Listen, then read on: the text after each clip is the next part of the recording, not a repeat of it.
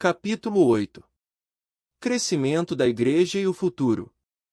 Há alguns meses, voltando de uma viagem, notei um cavalheiro no outro lado do corredor do avião, que parecia estar brincando com o relógio fazia já algum tempo. Levantei-me, passei perto de sua poltrona e vi que ele brincava com o videogame do relógio. Isto me levou a pensar enquanto voltava à minha poltrona. Vivemos hoje na era das maiores transformações da história. A tecnologia desenvolveu-se tão rapidamente que é impossível predizer como será a vida no mundo nos próximos 10 anos. Na Coreia, podemos ver de imediato o que está acontecendo ao redor do mundo. Sociologicamente, o mundo está muito mais diferente do que se pode imaginar. Não somente nos Estados Unidos, mas em muitos outros países, as pessoas estão sendo classificadas por meros números. Isto tem causado uma despersonalização geral da sociedade. Os computadores realizam hoje muitos serviços que antes eram feitos por pessoas. Palavras como bytes, chips e software estão se tornando parte integrante de nosso vocabulário. Por conseguinte, a desumanização da sociedade moderna tem produzido numerosos problemas que a Igreja tem de analisar.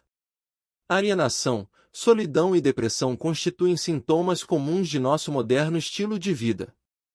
Para que possa crescer, a Igreja deve conhecer os problemas dos nossos tempos e indicar-lhes as respostas. Dia muito medo vive conosco, nunca, porém, com a intensidade de hoje. Nossa capacidade de fazer o planeta desaparecer com o simples pressionar de um botão tem levado grande parte do mundo a viver com medo. Historicamente, sempre tivemos tragédias. Contudo, os sistemas atuais de comunicação instantânea têm nos conscientizado de mais catástrofes, guerras, terremotos e revoluções do que nunca antes. Outro fato que desafia a Igreja hoje é a explosão populacional. No ano 2000, calcula-se que haverá mais pessoas vivas neste planeta do que a soma de quantas já morreram. Entretanto, apenas pequena porcentagem da população mundial detém a maioria dos recursos do mundo. Por toda parte existem desigualdades. A injustiça, a opressão e a desumanidade crescem sempre. Qual é o lugar dos representantes de Deus nesses importantes problemas? Tem a Igreja alguma utilidade para a sociedade atual? A todo instante ouvimos essas perguntas, formuladas não apenas por liberais, mas cada vez mais por outros crentes evangélicos sensíveis a tais problemas e preocupados com eles. Alvin Toffler, renomado escritor norte-americano, recentemente escreveu um livro que fala das alterações sociológicas atuais, e procura dar-nos uma perspectiva fora do comum com respeito a elas. Em seu livro, A Terceira Onda, ele analisa o passado em termos de ondas da experiência humana. Usa a metáfora das ondas porque elas se misturam umas às outras de sorte que muitas vezes coexistem, não obstante permanecerem distintas. A primeira onda, que durou milhares de anos, foi a sociedade agrícola. A segunda onda foi a Revolução Industrial, que teve início no século XIX. A terceira onda, a do futuro, é a que estamos experimentando agora. Contudo, a definição de Toffler não é fácil de se compreender. Embora o livro me pareça interessante, acho que o autor não poderia predizer o futuro com a mesma clareza com que descreveu o passado. E sempre mais fácil ser historiador do que profeta. Preocupa-me o fato de que muitos ministros do Evangelho considerem um mal as mudanças que estão ocorrendo. Esquecem-se de que é Deus, e não o diabo, quem está no controle do futuro deste mundo. Todos os problemas, presentes e futuros, não são necessariamente obstáculos, mas oportunidades. A Igreja não pode ser vítima da mudança, deve ser a luz orientadora em meio a ela. Não tenho a mínima dúvida de que o livro mais lido tem as respostas na forma de princípios para os problemas com os quais se defronta a última parte do século XX. Contudo, a verdade de Deus, a Bíblia, precisa ser interpretada de sorte que o mundo entenda a sua mensagem. Jesus não citou a Bíblia. Ele tomou a palavra de Deus e a interpretou para satisfazer as necessidades das pessoas às quais ele servia. Para crescer, a Igreja deve atender às necessidades da sociedade. Ela tem de responder às indagações e curar as enfermidades espirituais e emocionais que infestam a todos. No futuro, a Igreja terá de lidar com os problemas que a desafiam no presente, e então proclamar e viver com eficiência a realidade das boas novas. Para isto, é preciso que identifiquemos os problemas fundamentais com que nos defrontamos. Lembremo-nos, também, de que o mundo não tem resposta para as necessidades básicas do homem, ele só pode fazer perguntas. Nossa responsabilidade é ouvir com atenção, analisar as perguntas em espírito, e responder com humildade. A ciência não tem respostas para as necessidades humanas e sociais, contudo, é útil para dar-nos informações e dados. Quando os cientistas tentam desempenhar o papel de profetas, geralmente dão saltos de fé maiores que os cristãos. Robert J. Oppenheimer, cientista e um dos pais da bomba atômica, tentou imiscuir-se no papel de profeta, na década de 1960. Declarou que, devido ao progresso da ciência, o futuro seria brilhante. No futuro os cientistas poderiam resolver os problemas do homem. Contudo, 20 anos depois, temos mais problemas sociais do que o Dr. Oppenheimer teria imaginado. A verdade é que os cientistas estudam as enfermidades humanas partindo de uma base de pressupostos errados. Visto que o problema básico do homem é espiritual, a resposta deve ter uma base espiritual. Só quem está em comunhão com o Espírito Santo pode lidar efetivamente com os problemas do mundo. Em assim fazendo, preenche o vazio da necessidade humana e se torna mais pertinente na opinião da comunidade. Nossa mensagem. Nossa mensagem deve ser apresentada com clareza e concisão. Temos de ventilar problemas importantes para nossa comunidade. Devemos considerar as perguntas que as pessoas estão fazendo e dar-lhes respostas honestas e específicas. Nenhum outro grupo possui um livro-fonte eternamente verdadeiro. Somos os guardiães do manual do fabricante para uma vida melhor. Nosso Criador comunicou-nos as regras que funcionam. Entretanto, o mundo não está cônscio das direções claras que Deus nos deu. Certa vez ouvi um ditado que me pareceu verdadeiro: se tudo mais falhar, leia as instruções. A sociedade não está funcionando, mas onde estão as instruções? Estão na Bíblia Sagrada. O Espírito Santo está à espera de que nos comuniquemos com ele, para que possa tomar a verdade eterna e aplicá-la especificamente aos nossos problemas presentes. Mensagem bem-sucedida. Um princípio fundamental de êxito usado nos negócios é encontre um vazio e preencha-o eficientemente. Este mesmo princípio funciona na edificação de uma igreja bem-sucedida. Toda cidade tem algo com que preocupar-se, pode ser desemprego, inflação, energia, crime, política ou outra coisa qualquer. Preencha o vazio. Comunique-se com o Espírito Santo e descubra o que ele tem para dizer acerca do problema. Ele o guiará às passagens bíblicas corretas. Quantas vezes lemos que Jesus tomou um rolo do Antigo Testamento, leu um capítulo, e a seguir começou a falar sobre os versículos que havia lido? Poucas vezes. Por quê? Porque ele sabia como prender a atenção das pessoas. Que adianta ter as respostas para perguntas que as pessoas não fazem? Devemos responder às perguntas que estão sendo feitas. Jesus lidou com problemas como os impostos cobrados pelos romanos e atitudes para com os pobres e maltratados. A seguir deu as respostas vindas do Pai e apoiou suas palavras com as Escrituras. Ao examinar o ministério da Igreja do Novo Testamento, vemos um grupo que contava com poucos intelectuais, que dispunha de poucos recursos financeiros, mas que mudou o curso da história. Este é o tipo de igreja que pode, no fim da presente era, satisfazer as necessidades da raça humana na hora de sua maior provação. O necessário é que a igreja complete o processo de restauração. Isto é, restabelecer a igreja ao seu equilíbrio, ministério, verdade, unidade e poder iniciais. Escatologicamente falando, creio na verdade de que há um período vindouro em que o mundo passará por grande tribulação. Creio que o anticristo se manifestará e os homens receberão a justa recompensa por seus atos. Mas creio também que a Igreja será forte antes do fim da presente era e poderá realizar a ordem que Cristo deu de levar as boas novas a todas as nações. Sou, portanto, otimista quanto ao futuro da Igreja.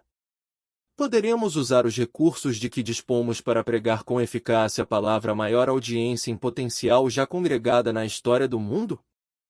Sermos-á possível pregar a verdade no poder do Espírito Santo para que o resultado seja mais gente no céu do que no inferno? A resposta às duas perguntas deve ser positiva.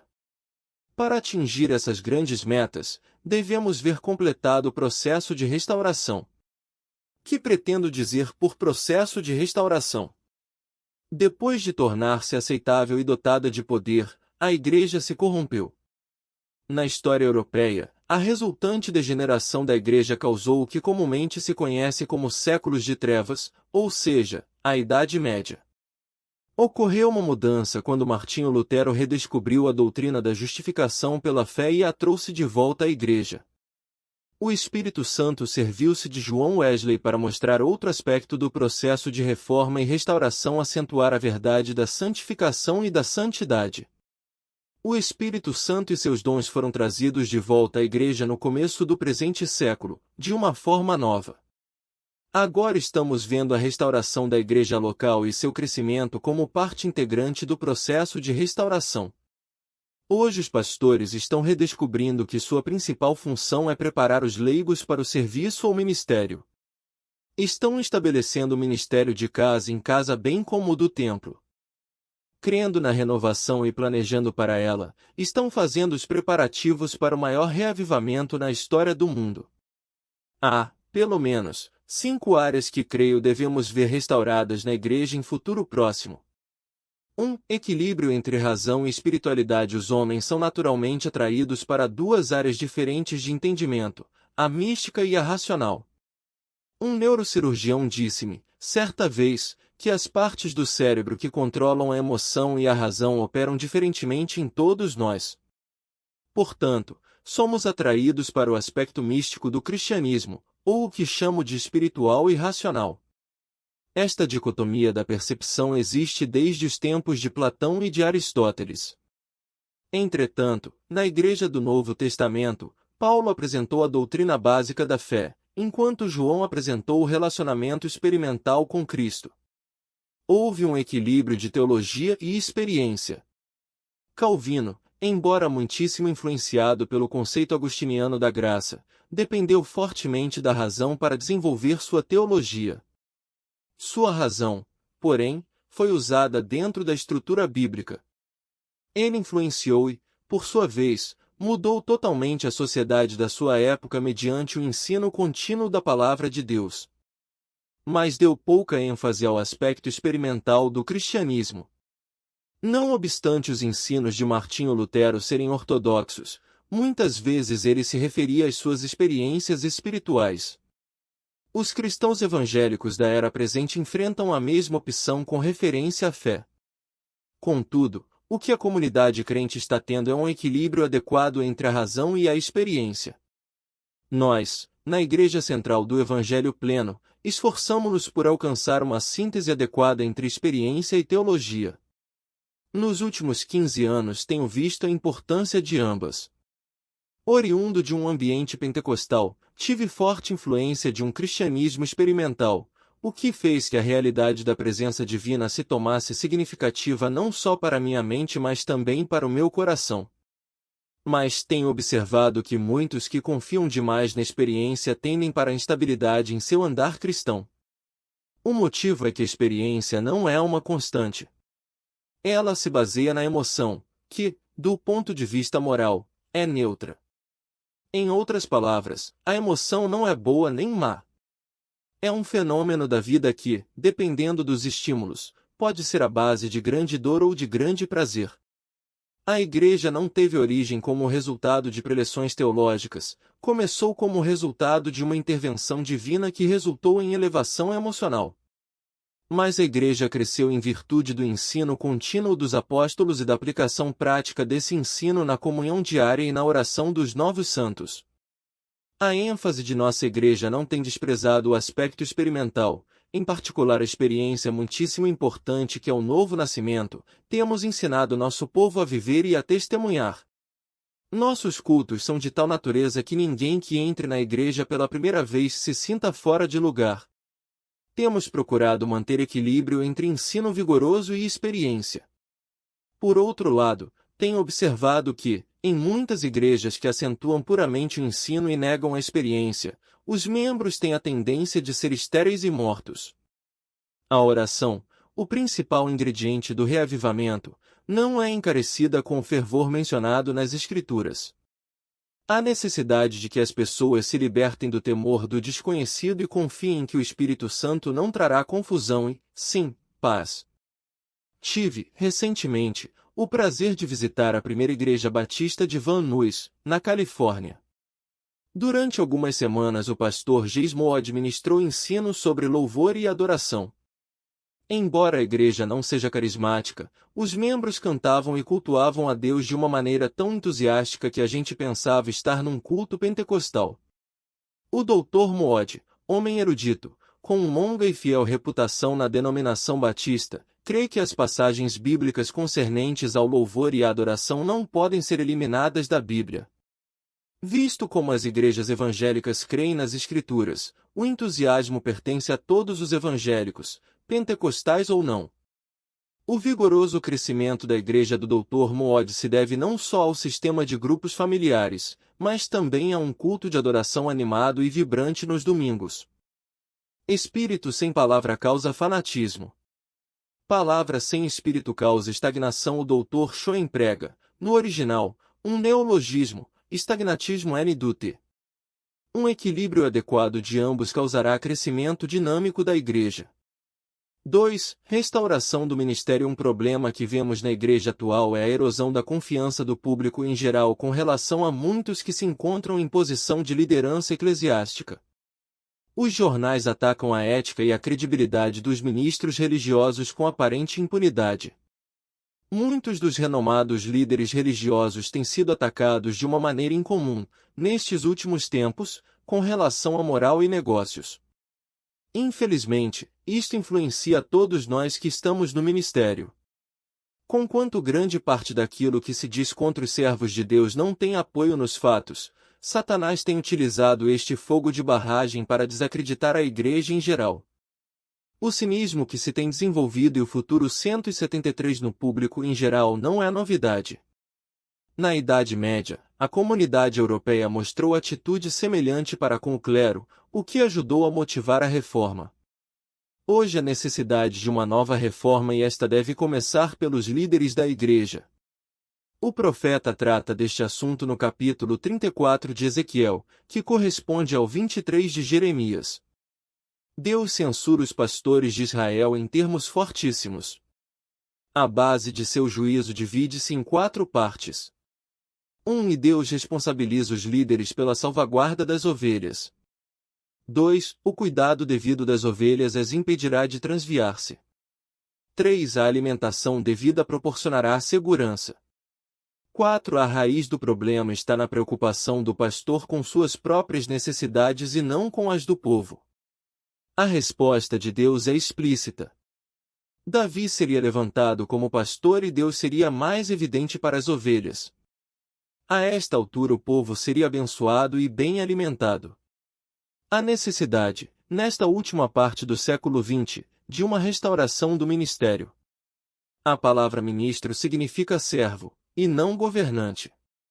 A base de nossa autoridade não é judicial, mas voluntária.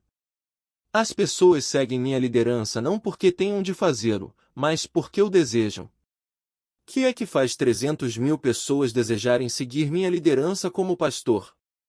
É simples, sabem que sou seu pastor porque estou a serviço delas e porque Davi o Senhor Jesus Cristo está operando por meu intermédio. Portanto, não posso aceitar o crédito pessoal pelo êxito que com toda a honra pertence a Cristo. Ele é o pastor. Eu sou o pastor ajudante, cujo dever é executar suas instruções. O fato de sermos simples servos do povo deve demonstrar-se por ações, e não apenas por palavras, Nossa atitude não pode ser arrogante, deve ser humilde. 2. Nosso estilo de vida não pode pôr em dúvida nossos motivos. 3. Nosso ministério não deve salientar o perfil pessoal. 4. Nossos recursos não podem ser usados para edificar monumentos a nós mesmos. 5. Nosso tempo não pode ser gasto em atividades que não tragam benefícios diretos à igreja. 6. Nossa vida de oração deve ser mantida para que o grande pastor possa dirigir-nos ativa e continuamente. 7. Nossos desejos devem ser purificados de tudo quanto não pertença ao reino de Deus. A observação dos 7 princípios arrolados acima não nos livrará dos ataques de Satanás, mas impedirá ataques justificados. À medida que permanecemos fiéis a Cristo, a Ele cabe justificar-se. Não temos, portanto, de justificá-lo. Assim como o século XVI produziu um novo ministério que serviu de exemplo para outros, assim também vemos que se desenvolve um novo corpo de clérigos nestes últimos tempos. O desejo deles é para as ovelhas, e não para si próprios. Seu alvo é a edificação do reino de Deus, e não seus próprios reinos. Sua fonte é o Espírito Santo, e não suas próprias ideias. Isto terá como causa uma nova credibilidade dentro de cada comunidade dos que estão sinceramente buscando a realidade que só Cristo pode oferecer. Portanto, sou otimista com relação ao futuro da Igreja no final da presente era. Temos o exemplo da Igreja primitiva que não era perfeita, mas dotada de poder. Temos 2000 anos de história da Igreja que podem ajudar-nos a não cometer os mesmos erros. E temos a promessa do primeiro milagre de Cristo, que Cristo reservou o melhor para o fim. 3. Restauração da verdade. Para compreendermos a crescente importância do papel do serviço equilibrado que a Igreja presta ao mundo, devemos entender para onde vai o homem do século XX. Andando por uma grande cidade do Ocidente, no ano passado, fui a um museu de arte. Conquanto geralmente eu esteja ocupado demais para ir a museus, fiquei curioso por descobrir o que os artistas estavam produzindo na década de 1980. Dirigi-me à seção chamada Arte Moderna. Estudei o que me pareciam ser linhas irracionalmente pintadas na tela. Isto é arte? Perguntei a mim mesmo. Meu filho pequeno poderia pintar melhor do que isto, continuei, de mim para mim. Todavia, em vez de apenas bancar o crítico, enquanto voltava ao hotel comecei a pensar sobre o que eu havia visto. E facílimo para os cristãos criticarem o mundo hoje e julgarem-no segundo nossos padrões. Se Deus nos concedeu a graça de viver, pensar e atuar como cristãos, por que somos tão prontos para julgar o mundo se ele não é recipiente desta graça? Não. A responsabilidade do servo de Deus não é proferir sentença sobre o sistema mundial, mas trazer a verdade divina aos não regenerados de forma compreensível e amável. Não é difícil ver que o mundo, como outrora o conhecemos, mudou muito. Basta que giremos o botão sintonizador do rádio para que topemos com o que presentemente se chama um novo som. Se aguentarmos ouvir por alguns minutos, perceberemos que o que estamos ouvindo já não são melodias e números harmonias, mas puro barulho. As regras que costumavam governar a composição musical foram sistematicamente quebradas pelo desejo de libertar-se delas. A linha que ressalta aquilo que está por trás da nova arte e música é um crescente senso de extremo ceticismo, não apenas quanto a Deus, mas ceticismo básico ao conceito da verdade. Em outras palavras, a desordem geral que se avoluma na maioria das áreas da expressão humana é um ataque à qualidade fundamental da própria ordem. Para que entendamos isto, precisamos compreender a relação que há entre verdade, ordem e regras. As regras existem para manter a ordem. A ordem existe devido ao conceito humano básico de verdade. No passado, a composição musical tinha ordem e significado. J.S. Bach compunha a música com grande simetria. Havia começo e fim. As artes visuais também continham significado. As grandes obras-primas podiam ser apreciadas porque o observador entendia imediatamente o assunto da pintura. Também o pintor expunha o assunto de modo que deixava a pessoa emocionada por uma compreensão ou sentimento particular. Dessa forma, a pintura transmitia significado. Que foi que causou essa mudança dramática e intrigante? Que é que está impulsionando a contínua destruição da ordem em nossa sociedade? Na minha opinião, é um ataque à ordem provocado pelo ceticismo. Uma pessoa cética é aquela que já não crê na universalidade, na integridade e na objetividade da verdade. A verdade se torna, pois, uma realidade subjetiva. A afirmativa do cético é: aquilo que é verdadeiro para você não é necessariamente verdadeiro para mim. Para o cético, a verdade já não é universal, não tem sentido.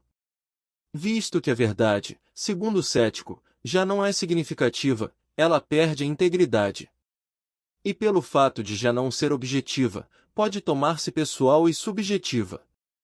Então o cético pode justificar sua ética como sendo situacional. Isto é, aquilo que é certo pode mudar, dependendo das circunstâncias. Visto que artistas e compositores são os intérpretes óbvios da filosofia predominante da época, pintam e compõem hoje para convencer a sociedade atual da realidade e autenticidade de sua posição filosófica. No meu entender, esta nova posição do ceticismo não é nova. Pirro, antigo filósofo grego, foi o primeiro expoente desta filosofia de que temos conhecimento. Assim, entre os filósofos e os teólogos, esta posição é chamada de pirronismo. Qual é nossa resposta?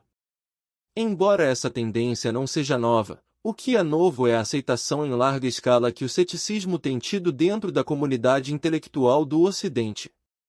Nós, no Oriente, estamos começando a ser influenciados por ela. Se julgarmos pela história recente, em futuro próximo a Igreja estará às voltas com o ceticismo numa escala muito mais ampla. Quando a verdade se torna relativa, deixa de existir.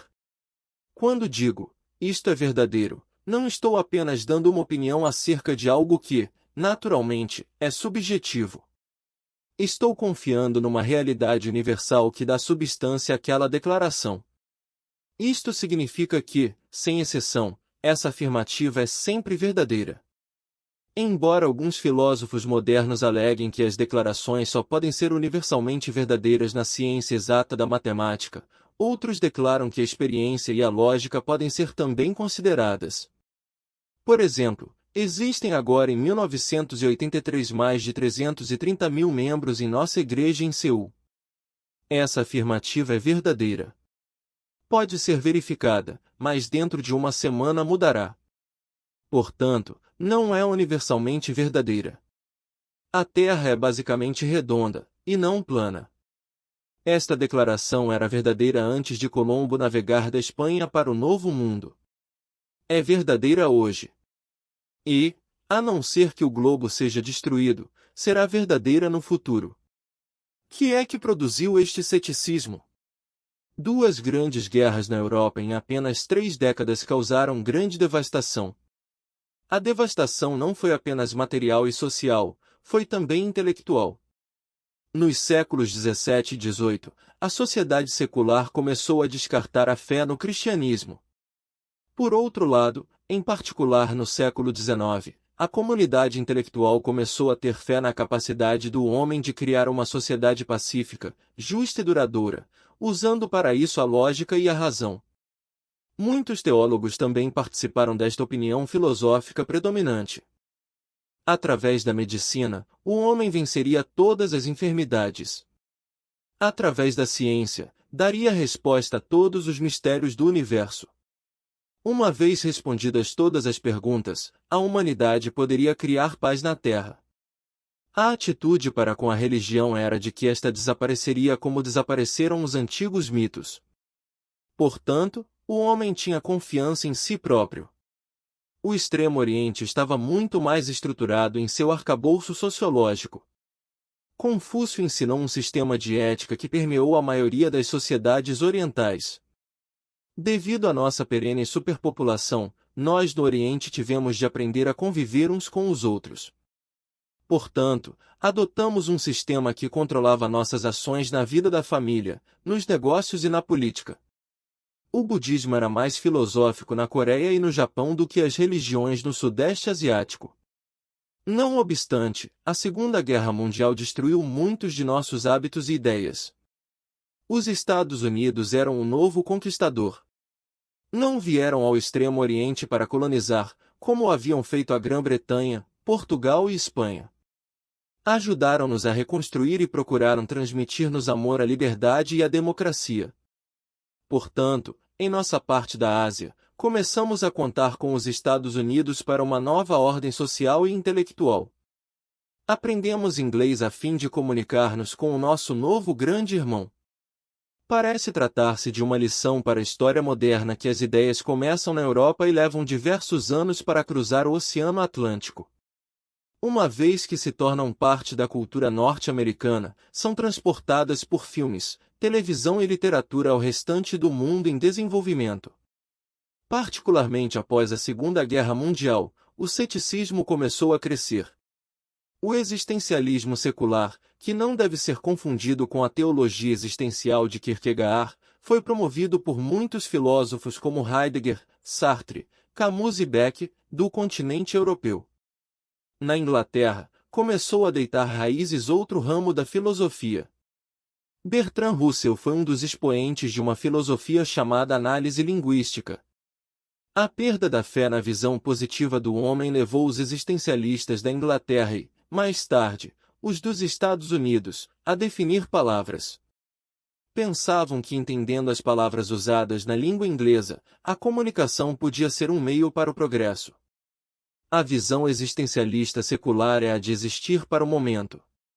A universalidade e a objetividade abriram passagem para o subjetivo. Nos anos 60, os Estados Unidos estavam às voltas com uma revolução social semelhante. Embora o ceticismo se localizasse principalmente nos maiores centros intelectuais do país, crescia em força. A Guerra do Vietnã foi o choque social que provocou a desordem produzida pelo ceticismo.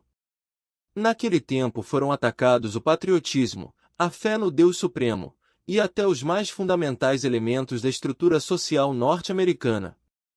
Embora os Estados Unidos tenham vencido os aspectos mais insidiosos do ceticismo, os elementos básicos ainda funcionam na arte e na música. As implicações sociais e intelectuais revelam-se nos filmes e nos livros exportados para todo o mundo. Os filmes que agora trazem anti-heróis como personagens centrais, os programas de televisão que pregam a aceitação da imoralidade e da promiscuidade sexual, e os livros que proclamam a liberdade total do indivíduo às expensas do bem-estar da sociedade influenciam rapidamente o restante do mundo. A prosperidade das últimas décadas só tem proporcionado mais lazer para as práticas que nós, cristãos, detestamos. O uso ilícito de drogas, até por dirigentes públicos e empresariais, o crime, a pornografia como arte, e a homossexualidade são apenas sintomas e não a causa dos problemas que a igreja local deve enfrentar no futuro. O problema básico é o ceticismo, que ataca a universalidade e a objetividade da verdade. Que podemos fazer a fim de preparar-nos para atender às necessidades desta geração perdida? Não somos filósofos nem teólogos. Cristo nos chamou a todos para amar. Devemos, portanto, observar 3 princípios básicos. 1. Entender o problema. 2. Entender a causa do problema. 3. Revelar a verdade na prática. Nossa missão de pregar tem se tomado mais prática em virtude de muitos fatores. Não temos de satisfazer a fé que o homem costumava depositar na ciência e na tecnologia a fim de atender às necessidades humanas e sociais. Também não estamos enfrentando a grande fé que o homem tem tido em sua bondade inerente, e que ele não precisa ser salvo de coisa alguma. Portanto, no presente, e mais ainda no futuro, poderemos falar aos corações abertos ao Evangelho. O ataque à verdade tem produzido um vazio que só Cristo pode preencher, porque Ele é a verdade. Entendendo o problema. Conforme declarei anteriormente, o problema não é a desordem na arte, na música e na sociedade em formas crescentes. O problema é mais complexo. É uma incessante e crescente rejeição da verdade em sua forma universal e objetiva. O fato de seu argumento ser irracional não parece importunar os céticos, visto como têm pouco desejo de serem racionais. Entendendo a causa do problema, não se chegou ao ceticismo racionalmente. O que lhe deu origem foi uma reação emocional à depravação do homem, que não é um fato novo para o crente. A Bíblia sempre ensinou que o homem não regenerado era basicamente pecador, e só a graça de Deus o torna moral e reto. Jesus levou o pecado à cruz confiando no sacrifício de Cristo, que satisfaz a justiça de Deus, o homem é salvo do pecado. O futuro, portanto, é nosso. Só o cristão tem uma estrutura universal e objetiva da realidade. Temos o Criador, o Pai. Temos a fonte do entendimento, o Espírito Santo. Temos o exemplo, o Senhor Jesus Cristo. E temos o grupo óbvio que revela a verdade na vida diária, a Igreja. Captando uma visão de limitado crescimento, bem como organizando-se de uma forma que possa efetivamente lidar com esse crescimento, a Igreja pode preencher o vazio que os céticos criaram. Todavia, a Igreja não deve confiar apenas em sua capacidade de proclamar a verdade, de uma forma clara e racional. Ela deve, também, proclamar a verdade no poder do Espírito Santo. 4. Restauração do poder. Mas recebereis poder. Atos 1 versículo 8. A diferença entre a pregação atual do Evangelho e a proclamação do Evangelho na época da Igreja primitiva é uma questão de poder. Embora usemos meios mais poderosos de comunicação, a mensagem que pregamos parece ser menos potente. A diferença é o Espírito Santo. Não se trata, aqui, de uma declaração de fato apenas individual, antes, uma observação coletiva. Para entendermos o problema, precisamos estudar a promessa. Atos 1 versículo 8, que citamos acima, apresenta dois princípios. A promessa é, por natureza, coletiva. O verbo recebereis está no plural. A promessa do poder é dada aos discípulos como grupo. A Igreja recebeu certas promessas que pode reclamar como grupo.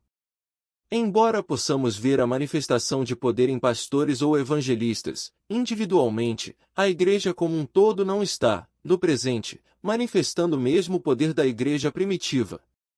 O desafio à Igreja será aumentado pelas forças de Satanás inerentes ao secularismo, ceticismo, comunismo e materialismo. Em resposta, a Igreja deve atuar com um novo poder coletivo, e creio que o fará. 2. A promessa é certa. Jesus não disse, talvez recebais poder. Não, ele foi categórico, recebereis poder. A certeza de Cristo no poder que a Igreja manifestou após o Pentecoste não estava na capacidade, na coragem ou na vontade dos discípulos, mas na capacidade do Espírito Santo. O Espírito Santo podia tomar pessoas não dotadas e fazer com que os dons divinos fluíssem por seu intermédio. Podia tomar um apóstolo como Pedro, que numa só noite negou a Cristo 3 vezes, e fazê-lo erguer-se corajosamente diante de uma multidão de judeus procedentes de todo o Império Romano e potencialmente hostis. Revestido de coragem, Pedro proclamou o Evangelho de Jesus Cristo com grande clareza e poder. Cristo podia ter certeza por causa do Espírito Santo. Podemos contar com o mesmo Espírito Santo, no fim da presente era, para fazer guias espirituais do que agora chamamos pastores, evangelistas, de proclamadores proféticos, e testemunhas vigorosas, de leigos desinteressados. 5. Poder em ação. Precisamos de poder para testemunhar. A promessa de Cristo, em Atos 1 versículo 8, era definida, sereis minhas testemunhas. O dunamis de Deus não sugere apenas a intensidade da força, mas também a dinâmica do propósito. O poder que Cristo prometeu, martus no grego, transformaria os discípulos em testemunhas. A testemunha contém 3 aspectos básicos. A mártir é a palavra derivada de martus. Portanto, a palavra testemunha significa sacrifício. O Espírito Santo dá poder à Igreja para que possa proclamar as boas novas de Jesus Cristo mesmo que isso signifique grande sacrifício. Em verdade, Nos países em que a igreja se sacrifica ao máximo, seu testemunho é muitíssimo poderoso. B. No grego clássico, a palavra significa uma pessoa que testemunha num julgamento. As testemunhas de maior credibilidade são as que conhecem, de primeira mão, determinado acontecimento. Se uma testemunha no tribunal meramente repete o que ouviu alguém dizer, seu depoimento é considerado testemunho auricular ou testemunho de ouvido, e tido como inaceitável e eliminado dos registros da corte. O Espírito Santo concede poder à Igreja para experimentar, em primeira mão, o esplendor e a glória de Cristo. Com isso ela pode proclamar as boas novas do senhorio de Cristo como testemunha ocular. Este testemunho é, a um tempo, seguro e crível. C. A testemunha devia ser específica, minhas testemunhas. O Espírito Santo deu à Igreja poder para testemunhar as boas novas de Jesus Cristo. Ela não devia pregar nenhuma outra mensagem. Conquanto o Evangelho tem implicações sociais, políticas e econômicas, a mensagem fundamental da Igreja tem de permanecer, Jesus Cristo, e este crucificado. A vida de Paulo é um exemplo perfeito deste ponto. Os capítulos 17 e 18 de Atos revelam a história de duas cidades, Atenas e Corinto. Atenas era o centro intelectual do mundo ocidental. Corinto era um poderoso centro industrial.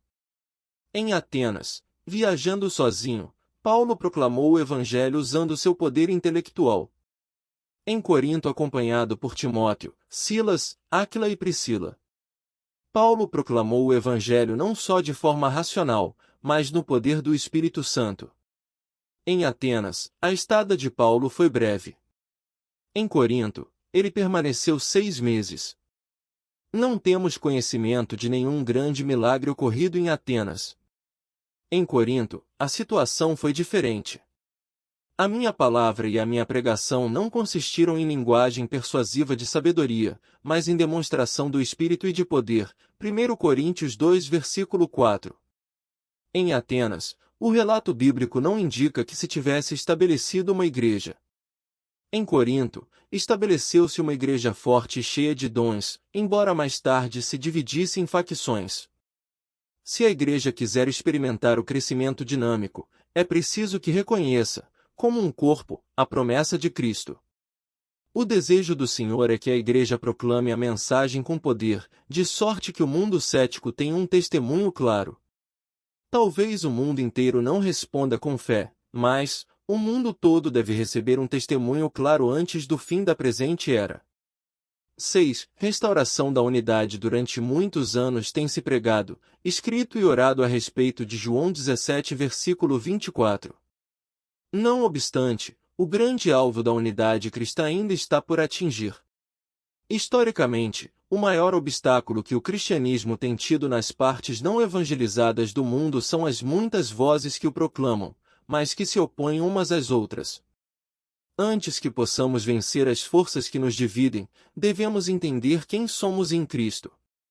Na carta aos Efésios, Paulo revela 20 fatores que representam a igreja em Cristo. O que se segue é um comentário de versículo por versículo de trechos escolhidos de Efésios. 1. Escolhidos, 1h04. Não somos cristãos porque escolhemos a Cristo, mas, sim, porque Ele nos escolheu. 2. Santos, 1h04. A intenção divina é que sejamos um povo santo, o que significa sermos separados para o serviço divino. 3. Irrepreensíveis, 1h04. Por causa da cruz, estamos livres de toda a culpa diante de Deus. 4. Predestinados, 1h05. Fomos predestinados a ser conformes à imagem de Cristo. 5. Favorecidos, 1h06. Nossa união com Cristo levou-nos ao favor divino. 6. Herança de Cristo, 1h11. Somos a herança que Cristo recebeu depois de morrer e ressuscitar dos mortos. 7. Preordenados, 1h04. Deus quis que pertencêssemos a Cristo antes mesmo da criação do mundo. 8. Louvor, 1h12. A intenção é que sejamos um louvor que traga glória ao Pai. 9. Selados, 1h13. O Espírito Santo selou-nos com segurança. 10. Propriedade de Deus, 1h14. Já não somos de nós mesmos, mas fomos comprados por bom preço. 11. Sentados, 1h20. Estamos sentados no trono de Cristo, muito acima de toda autoridade na era presente e na futura. 12. Seu corpo, 1h23. Compomos a presença física de Cristo neste mundo. 13. Sua plenitude, 1h23. Ele é ainda tão pleno neste mundo como somos plenos em sua igreja. 14. Vivos, 2h05. Fomos criados com percepção espiritual. 15. Feitura dele no grego, poema 2h10. Somos obra-prima da sua criação para trazer glória ao grande Senhor. 16. Concidadãos, 2h19. Somos agora concidadãos dos santos do Antigo Testamento do Israel de Deus. Temos plenos direitos e privilégios. 17. Membros da família de Deus, 2h19. Estamos incluídos entre os parentes mais chegados de Deus. Somos aceitos como parte de sua família. 18. Seu santuário, 2h21. Somos parte de sua habitação divina. 19. Coerdeiros, 3h06. Somos coerdeiros com Cristo. Portanto, herdamos o que Cristo herdou. 20. Somos seu exército, 6:11-17. Foi-nos dado armamento defensivo e ofensivo com o qual podemos combater vitoriosamente a Satanás. Expus essas 20 posições que desfrutamos em Cristo porque devemos reavaliar o que somos a fim de vermos o que não somos. Examinando brevemente os títulos que recebemos em Efésios, podemos notar uma similaridade esplendorosa: não alcançamos nenhuma das 20 condições por nossos próprios esforços. Elas nos foram dadas por Deus como resultado da obra de Cristo. Não podemos vir a ser aquilo que Deus já nos fez por sua graça. Por conseguinte, é evidente que nós, por nossa própria força, não podemos ser nada sem a graça de Deus. Isto é de suma importância ao examinarmos o assunto da unidade. Um princípio penetrante, que tem orientado meu ministério durante 25 anos é este: ache o rio da vontade de Deus. Nade nele até a metade e deixe que a vontade divina o faça flutuar na direção de seu divino propósito. Creio ser isto que o autor da Epístola aos Hebreus tinha em mente quando fala de descansar. O descanso não é passivo, mas ativo. Contudo, não é atividade ou esforço de nossa parte. É a vontade de Deus, operando em nós, que alcança resultados duradouros. 7. A unidade do Espírito Santo, esforçando-vos diligentemente por preservar a unidade do Espírito no vínculo da paz. Efésios 4, versículo 3. O problema da união que muitas igrejas têm tentado realizar é que seus esforços, conquanto nobres, são humanos. A Igreja do Novo Testamento não se achava dividida em denominações rigidamente estruturadas. Ainda assim, as forças que causaram cismas denominacionais estavam operando. Uns seguiam a Paulo, outros a Apoio. Alguns favoreciam a adesão de Pedro à lealdade judaica, outros, porém, praticavam a liberdade de Timóteo. A diferença estava em que a igreja primitiva tinha um jeito de lidar com os conflitos e diferenças doutrinárias. Os concílios podem não ter tido êxito em mudar as tendências naturais dos santos primitivos, mas conseguiram manter a unidade pelo espírito de comunicação e companheirismo. A ordem é que preservemos a unidade do corpo de Cristo. Efésios 4, versículo 3 possui 3 aspectos que precisam ser estudados aqui. 1. A unidade que devemos preservar é aquela produzida pelo Espírito Santo. O Espírito Santo é espírito de harmonia, e não de discórdia. Toca todos os que estão em sincera comunhão com Ele visando a unidade. A unidade é uma atitude mental. Não quer dizer que sempre estamos em comunhão ininterrupta com as demais partes da igreja. Significa que estaremos numa atitude de cooperação. 2. Devemos preservar a unidade. A palavra original, traduzida por preservar, deriva seu significado das ações de uma sentinela. Nossa atitude deve ser de vigilância. Temos de estar concisos, acordados, informados, alertas. A sentinela não pode dormir enquanto em serviço. Paulo diz que devemos preservar a unidade porque essa é a única coisa que Satanás pode sempre atacar com êxito. Destruindo a unidade, Satanás não precisa temer nossa força. 3. O que mantém a unidade é a paz. Tranquilidade é uma das mais difíceis atitudes que somos chamados a apresentar.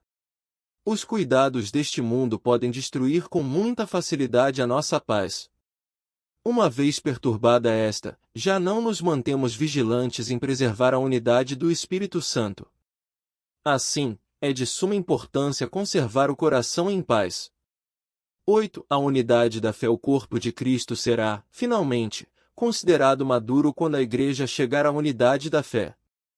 E Ele mesmo concedeu uns para apóstolos, outros para profetas, outros para evangelistas, e outros para pastores e mestres, com vistas ao aperfeiçoamento dos livros futuros 189 santos para o desempenho do seu serviço, para a edificação do corpo de Cristo, até que todos cheguemos à unidade da fé e do pleno conhecimento do Filho de Deus, à perfeita varonilidade, à medida da estatura da plenitude de Cristo. Efésios 4 versículos 11 e 13. Conforme eu já disse, a finalidade do ministério é preparar os leigos. Mas a missão de treinamento deles só se completará quando nós, como Igreja Universal, chegarmos a uma compreensão mais completa de Cristo. Este alto e supremo alvo será alcançado quando chegarmos à unidade da fé. Os primeiros crentes estavam reunidos num local e eram unânimes em sua maneira de proceder, quando o Espírito Santo concebeu a Igreja. Como crianças, eram idealistas, mas ingênuos. No fim do século XX temos a mesma oportunidade com o mesmo Espírito Santo que deu início à Igreja. Ele está trabalhando para aperfeiçoá-la. Temos 2000 anos de história para estudar e entender. Não temos escusa se repetirmos os erros do passado. A unidade coletiva conduzirá a um poder renovado da mensagem e do ministério, que levará a uma compreensão ilimitada.